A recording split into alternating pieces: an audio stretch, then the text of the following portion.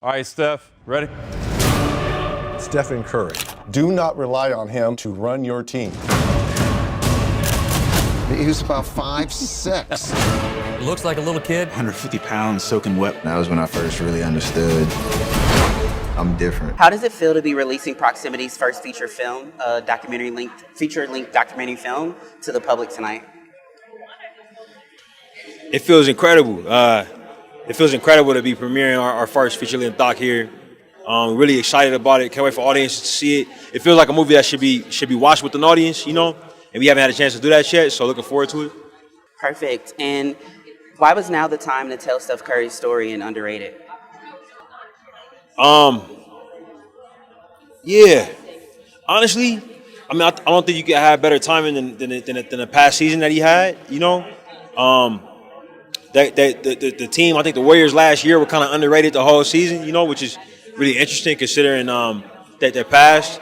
So I think the timing is pretty perfect. And you know, he was dealing with chasing Reggie Miller's record and trying to graduate from college so that he can, you know, have his degree and get his jersey retired. You know, so I think all of those things made a lot of sense. And telling the story of Warriors and like linking back to Oakland and you being from Oakland, how does it feel to be a part of a project that depicts like the culture in part of Oakland? It's an incredible blessing. You know, my wife and business partner is from Oakland.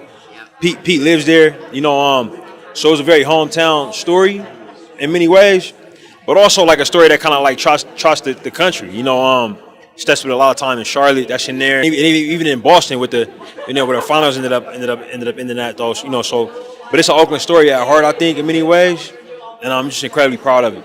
Perfect. Thank you so much. No problem. Thank you. My first question for you is, how did attending an HBCU shape the stories that you wanted to tell as a documentary filmmaker?